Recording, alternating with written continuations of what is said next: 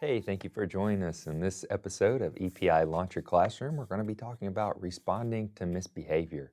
I'm Kyle. I'm a former high school social studies teacher, and I have with me. Kristina Lunsford, a former elementary school teacher. Great. So, we've talked about this a little bit in the past, but misbehavior is going to happen in your classroom. It's Yes. just a fact. It doesn't matter who you are. It doesn't matter what your reputation is. It doesn't Absolutely. matter what your experience may be. Teachers who've been here in America for 30 years still encounter misbehavior in their classroom. It's just a fact, and Yeah. you need to accept it. So we need to come up with a plan. How do we stop this misbehavior from happening in the first place? What can we do as an educator to try to limit the amount of misbehavior that we are going to encounter?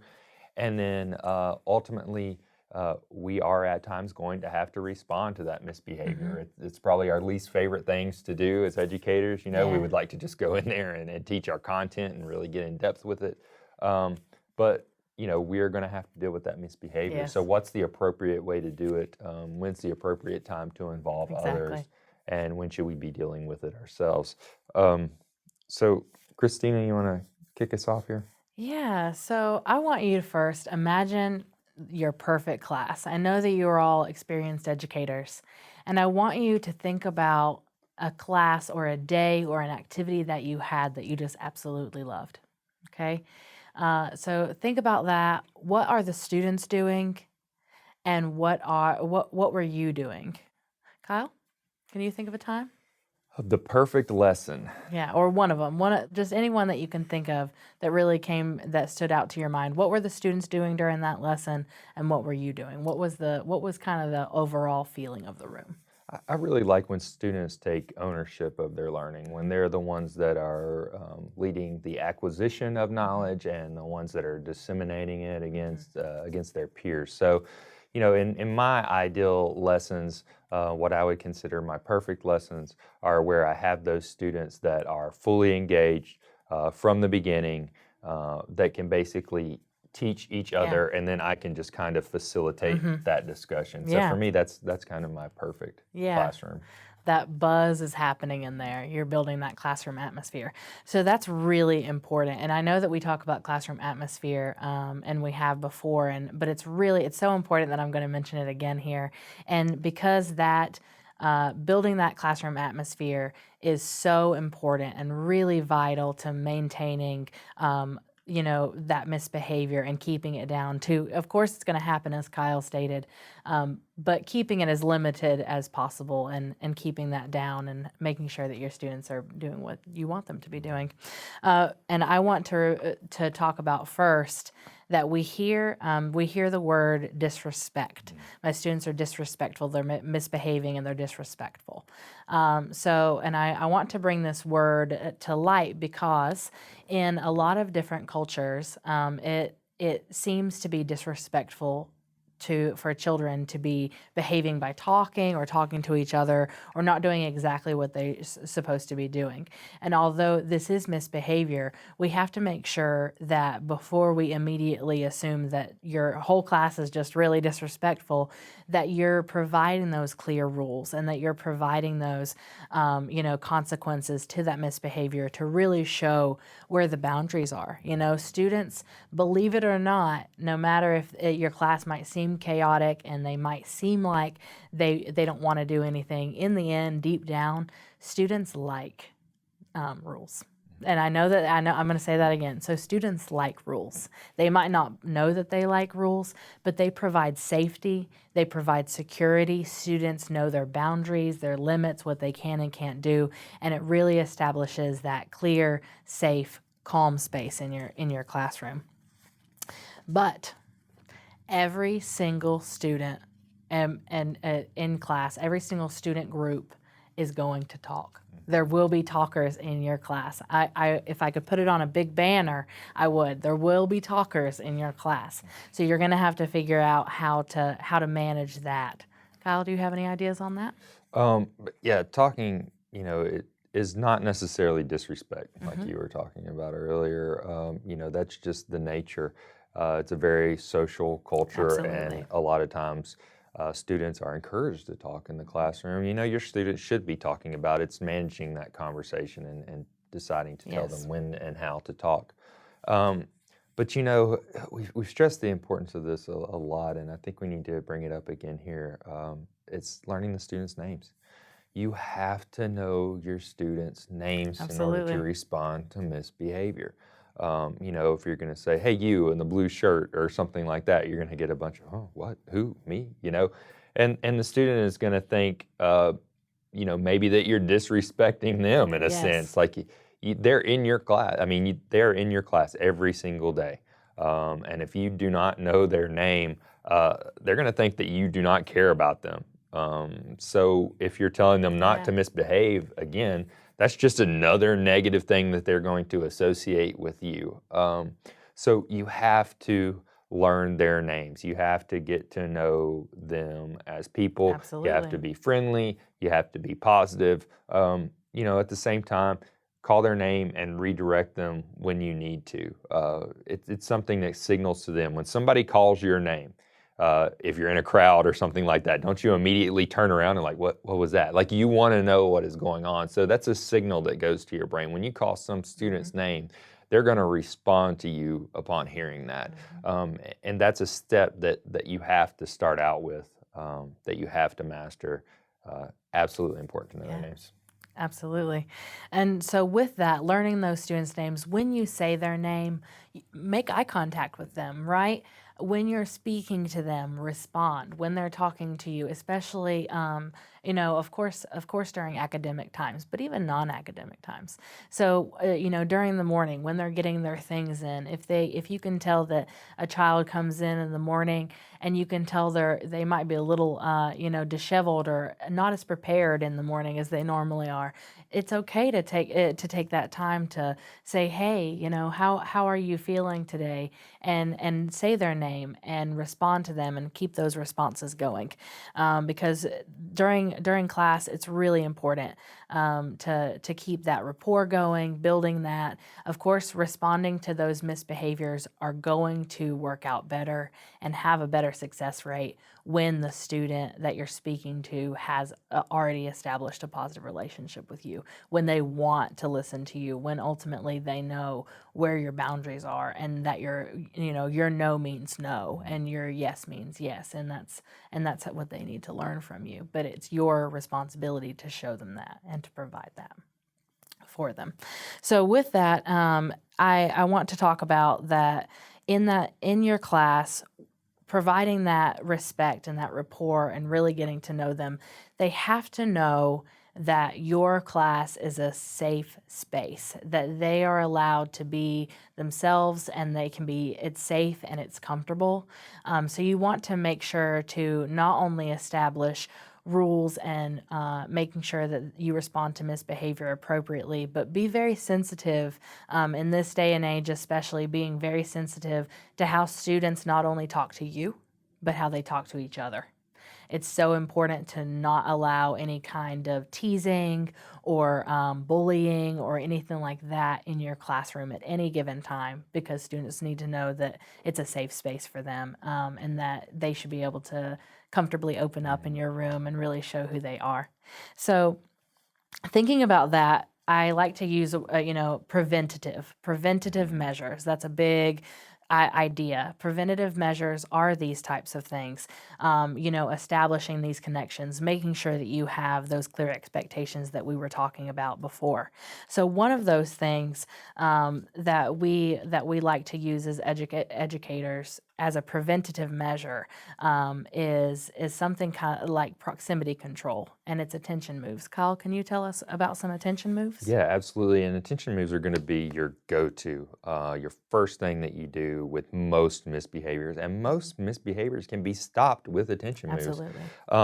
It's basically just that. You want to get the child's attention, and you want them to give you their attention, to stop it. So One of the first things that Kristina mentioned just then was proximity control. All that is moving in closer to the student, letting them feel your presence. You don't have to say anything. If you're giving direct instruction, you can continue talking, moving around the room, move Absolutely. closer to them.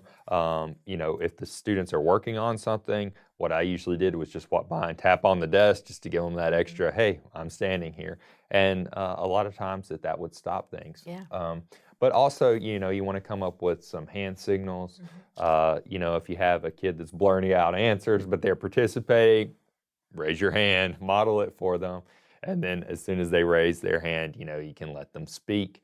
I did a lot of this, which meant like, Yes. I see you, cut it out, that type of thing.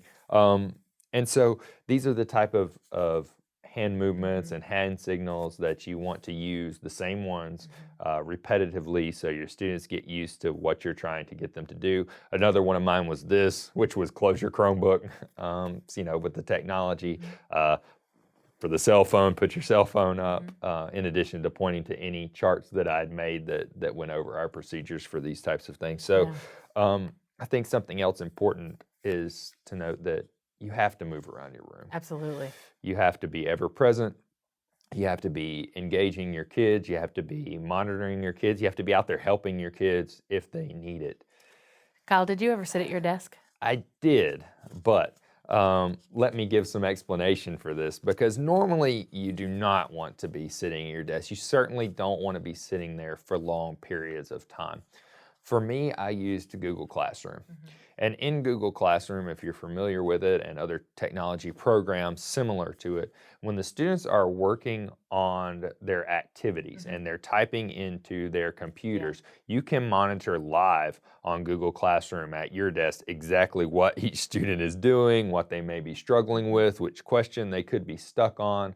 And so for me, it became an extension of me monitoring it. I'm a pretty tall person. You may not know because I'm sitting down.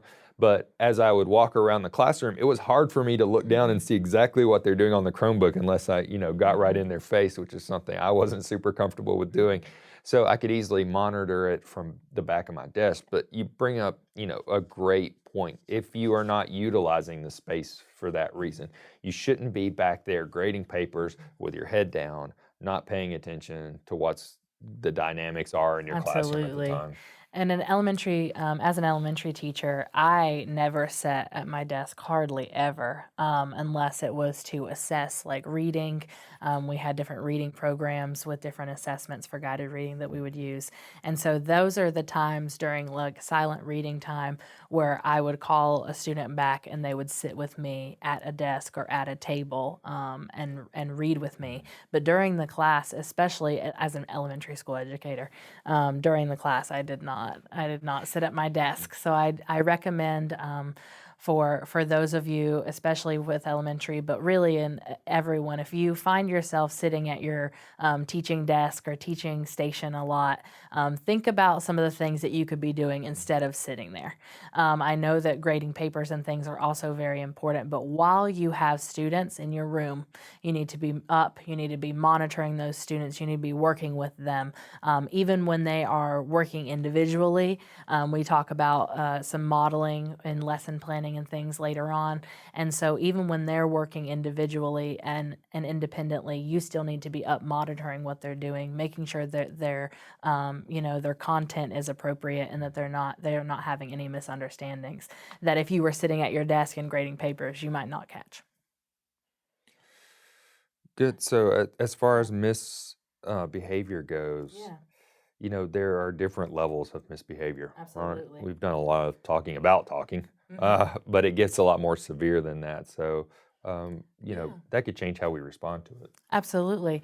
So, first of all, when thinking about misbehaviors, you want to make sure that you have a very clear grasp on what the rules of your school are, because those rules, of course, as we stated before, that there are school rules, and so your classroom rules will need to be modeled after, like, under the umbrella of your school rules.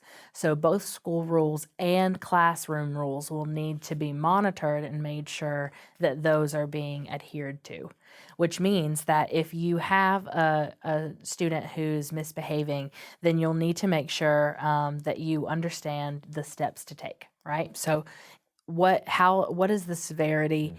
If it's severe enough to contact someone else outside my classroom, who, when do I do things like that? Those things matter. You need to make sure that you go, there might be a dean of discipline at your school, but likely the person who deals with discipline might be the assistant principal or even the principal. So you'll want to go and make sure that you understand the policies, behind those types of things. You want to make sure that you know who to contact. Sometimes it's not always the principal, right? Like I said, sometimes it's the assistant principal, but sometimes, even if it's discipline, you might end up wanting to call someone that the student is more comfortable with, even if you're trying, if the end goal is to have that student then be paying attention and then be in class. Sometimes it might not be a principal. Sometimes it might be a resource teacher or even another teacher that the student likes.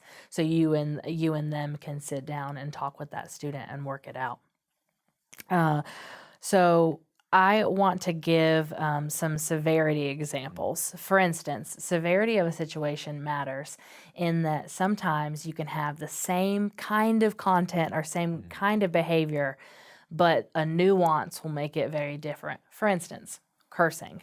So if in my class I had someone and they accidentally said a curse word, cursing was not necessarily a class policy or a classroom rule, but it was under a school rule. So even though I didn't have that directly specified, it is a rule that they had to follow and that I can repeat and make sure to reteach and that they understand. So if there were someone and they were cursing in my room and they just happened to say a bad word accidentally, maybe they stubbed their toe as humans do, and have heard their parents say words that might not be appropriate as a school to say, then at that point you would give them a warning, or you would give them, please don't use language like that in school. You can find different ways to express your feelings and your opinions.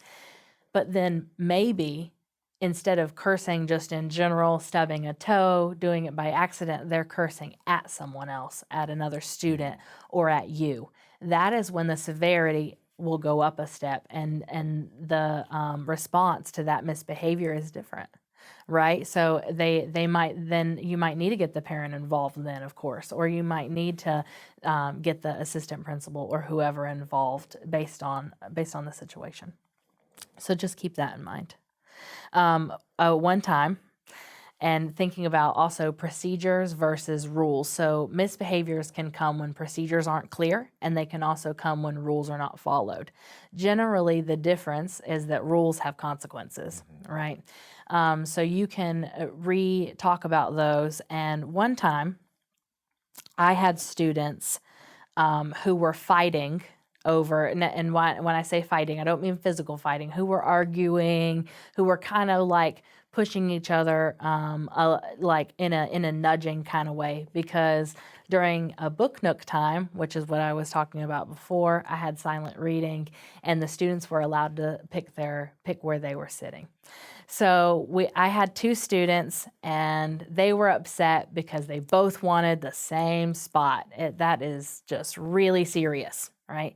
So they both wanted the same spot, and one of them had put his book down in the spot, and that meant to claim the spot. And the other student said that that wasn't fair and that you have to be in the spot.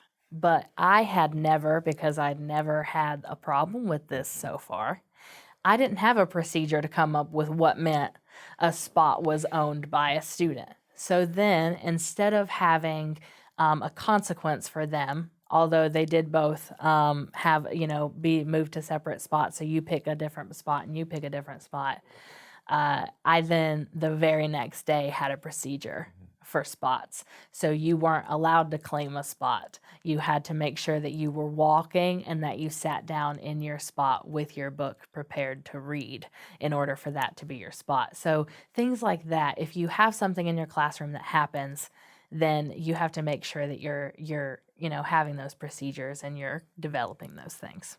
Yeah, I mean, the evaluative process, the adaptability, it's Exactly. not something that you can let go on. We are learning too as Absolutely. teachers. Like you said, that was never something you had thought of. That's never a problem that you had in the Exactly. past. And all of a sudden, it's something that you're confronted with. And I bet at first you weren't quite sure how to handle it Yeah. yourself. What do I do that's the fair thing? You hadn't had enough time to talk or think about it or Yes. talk it through. And so you went home and you did the right thing. You said, what should my policy should be I for do? this? And that's something that you have to do. I mean, you have to address this stuff as it comes Exactly. up. Um, Another thing that I would highly encourage is creating an idea of what your discipline plan should be. What are the steps that you should follow through with when you encounter the misbehavior?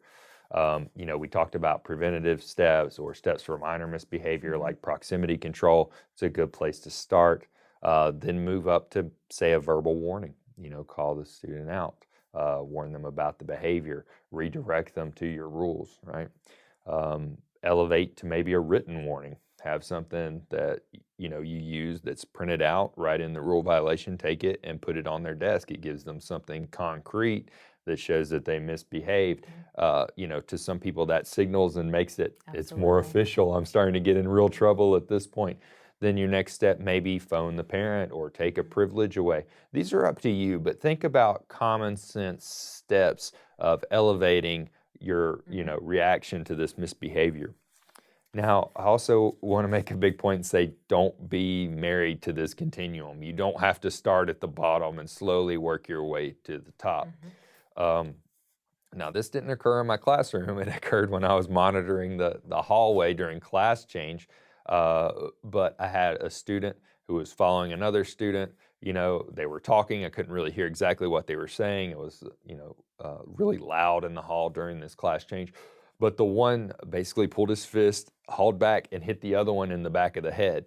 Now, these weren't my students. I didn't know them, but, I certainly wasn't going to be like, all right, boys, here's your verbal warning. Don't punch people in the head anymore. That was one of those situations where it was elevated to the top. They needed to go to the principal's office in that case, and that's where I escorted them to.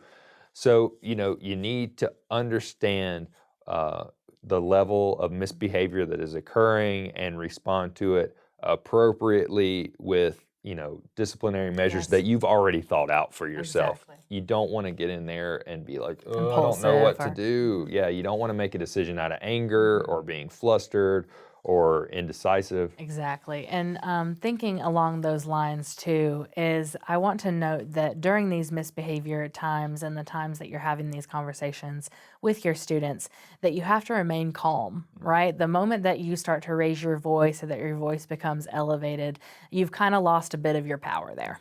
So you have to make sure that you are maintaining that level of control and that you understand that you are the facilitator and the leader of your classroom. It's your responsibility to build that atmosphere, and it's your responsibility to make sure that you're repeating those rules, that you're staying consistent, and that you're holding your students accountable for what they are or aren't doing in their class.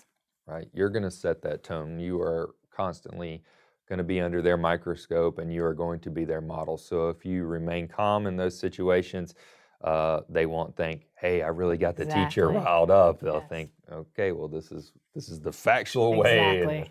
the direct way that the teacher's going to handle the misbehavior. Exactly, and it's always behavior led too. I want to be very clear that when you are having a conversation with a student, that your language really matters here. So you're talking about you not liking the behavior. You're never wanting to talk about that you're not liking the student, or you don't like anything about the student, or that there's something wrong with your student, because it's the behavior that's the problem and the behavior that you're wanting to stop.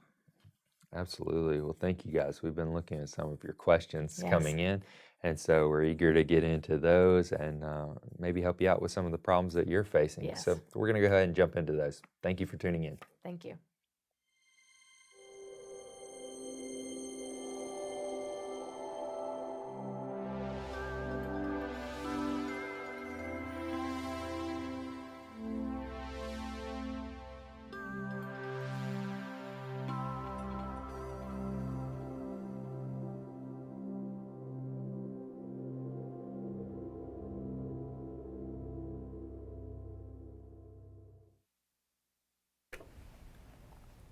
Hello again, everyone. Thanks for watching and for these great questions.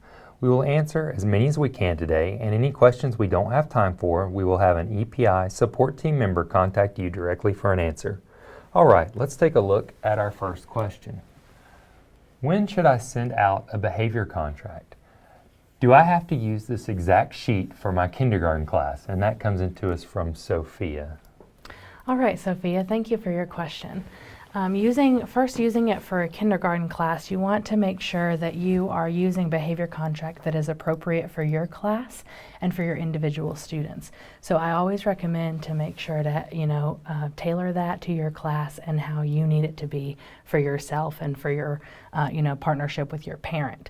As far as when to send that out, you create it and send it out as necessary. So if you find that you need something between you and the student and the parent that has, that holds them accountable and continues to use that documentation in that way, then that's when you would send out your behavior contract, and you would, initiate that information with the parent and use them for, with a partner, as a partner for you. All right, next question. There's a group of students that laugh and horseplay during class, and I'm just lost on what to do. Desmond. All right, so it sounds like, that you're dealing with a group there, which can be a little bit more problematic than when you're dealing with a single individual.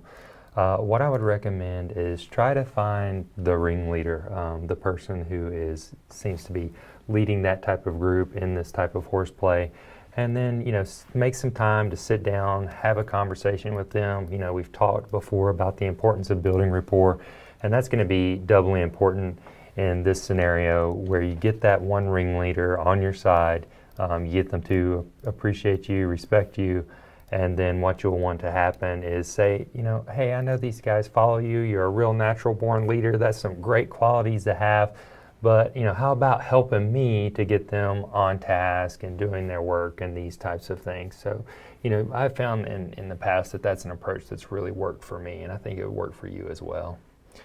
All right, the next question comes in to us from Daniel, who says, I was told that I'm sending students to the office too much. What do I do instead? All right, Daniel, thank you for your question.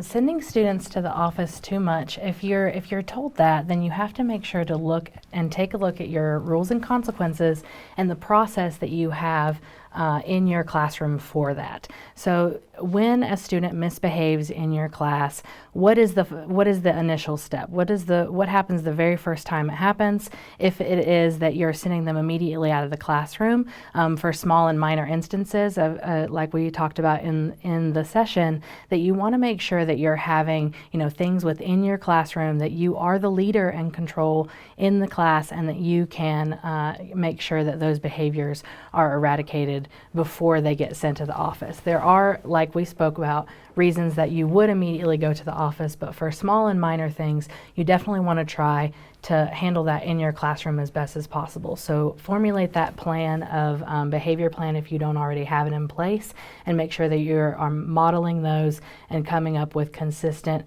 areas to monitor and make sure that you're holding yourself and your students accountable. All right, next question. I am a high school teacher and I worry my students wouldn't take a behavior contract seriously. Is there a way to adapt this for older kids? From Kalisa. Thank you very much, Kalisa. I think this is a great question. The behavioral contract that we have in our handbook may not necessarily be as suited to high schoolers. We talked before when we were discussing rules that sometimes with elementary, you want to bring kids into helping you to create these rules, and that's not necessarily the case with high schoolers. And this is for the same type of reason, same concerns that you have over the behavior contract. So how you would want to do a behavior contract when you're talking about high school students is be very direct with it. Make a section where you're listing out rules that they have broke in the past. Try to limit it to one or two or the major misbehaviors that you see. And then under it, instead of asking them, what they are going to do in the future, because you may end up getting, a sarcastic response or something silly, because sometimes high school kids want to do that. Instead, put what your goals for them are underneath that. And the next part of this is so important, is that you want to bring in a third party. Parents and guardians are great if you can get them there, if you can get them to sign it in front of you during a conference. But I would also enlist the help of either an administrator or maybe another teacher who they really like and respect into this behavior contract. And that teacher, can help you out if they see them in the hall or something. Hey, how you been doing? You've been meeting your goals? That type of thing. So that's a good way that you can adapt it to high school students. Thank you very much. The next question comes in from Natimia, who says, hi, I do apply proximity control in my classroom, but when I turn my back on the student, he or she starts misbehaving. What do I do to eradicate this? So thank you for using and trying proximity control. We want you to continue to do that. So first and foremost, I would try to keep your back, turned towards the board and your face turned towards your students as much as possible. If you have to write on the board, make sure that you are still paying attention and watching your students. If this is a particular student, then that's where I would start talking about that behavior contract and start discussing what to do in that particular circumstance. If it is a situation where it is multiple students in your classroom, if they're all in one group, our suggestion would be to break up those students. And if it's an entire class situation, then it's something that you're going to want to relook at that, your rules and procedures and think about your rapport with your students, building that, making sure that they understand that you were the leader in your classroom and that when you, even if you have your back turned, that they should still be treating you as such with respect and treating the class with respect as a place that they learn. All right. The next question comes from Georgia. My school doesn't do rules. Instead, it's expectations. 3, in fact. How do I reinforce these without rules and consequences? All right, so you need to think, Georgia, about, is this just the school's expectations? Do I have any room to create my own rules? Or does the school expect me to not have any rules at all and just uphold these expectations? Now, if the latter is the case, and let's say that they don't allow any rules across the board and they don't want you to make your own classroom rules, this is a time where you can really start establishing your own procedures to manage this type of behavior. So not necessarily get into rule territory, but stay in like what you expect with those procedures on a day-to-day basis. How do we put away our cell phones? How do we open our laptops? How do we come into the door? What's the very first thing we do? So instead of concentrating on rules in this case, if you're not allowed to make them, focus more on those procedures. And insofar as consequences are concerned, if the school is dictating this as a policy, they probably also have built-in consequences. So take some time, talk to your administrator, ask them what they consider appropriate consequences for your particular situation. Thank you very much.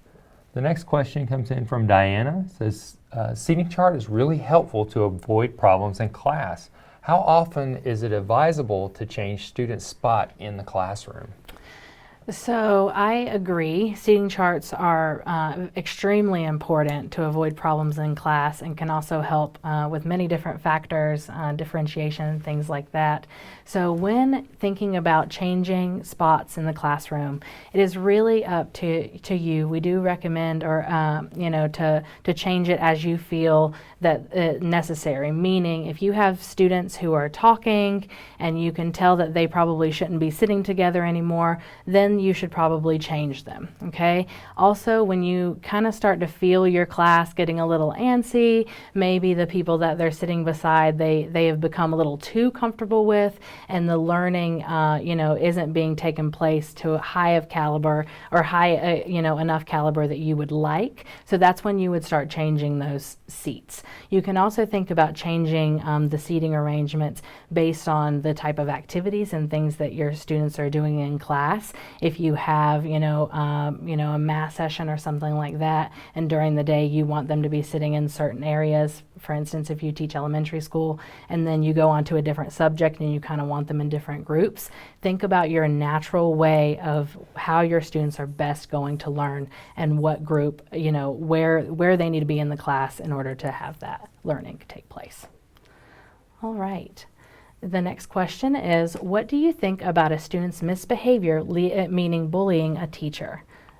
By Lucretia. All right, thank you, Lucretia.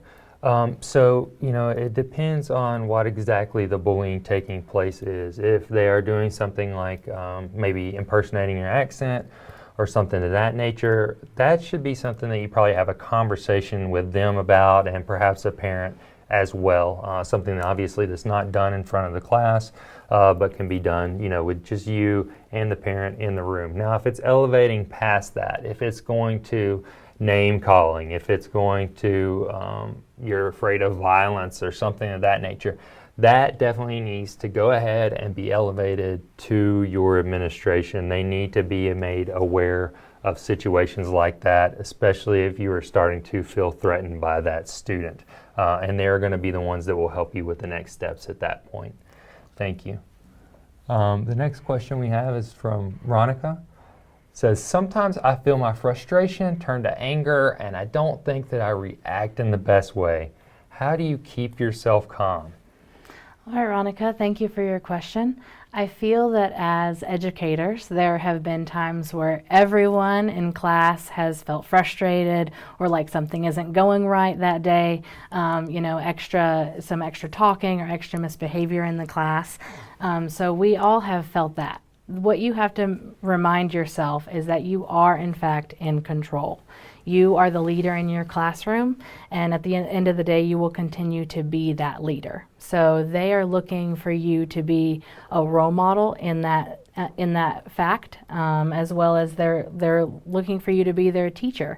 So in these times where you feel frustrated and that you feel like it's turning into anger, take a step back, take some deep breaths, and think about how you can, look at the situation in a way that will best, have the outcome that you're looking for. If it's that you need someone to come into your classroom and help you, then, take those steps. If you feel like it is that maybe it's a certain few students that you're having these frustrations with, then you need to think about partnering with those parents and coming up with a way to have that behavior change in your class. So when you're having all that anger come up, that's normal. Just keep in mind and continue to know that you are the one in control. All right, next question. I have a lot of kids who want to bargain with me. For example, I tell them to work on their own. Then they say that they want to work with a partner. How do I stop this? Althea. Oh yes, the negotiators. So what you're going to see, especially at the first of the year, you're going to have kids testing your boundaries. What can they get away with? How many times have I heard, can we have a free day, Mr. Pope? Like, no, we've never had a free day. Why do you think we're going to have one today? And so what you're going to see what you're going to need to do, in other words, to cut this down is you're going to have to be consistent.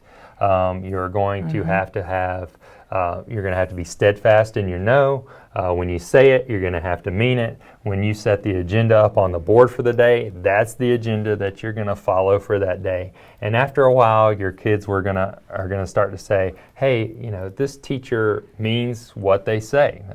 There's no room for negotiation here. So you might experience some of this pushback, especially in the first couple weeks, but the more consistent you are, the more that you follow through with the word, the less and less these kids are going to try to bargain with you.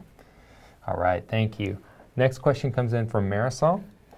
Any tips for monitoring learners? In my country, learner behavior wasn't an issue, so I'm not used to having to watch them so closely. All right, Marisol, thank you for your question. I really appreciate that.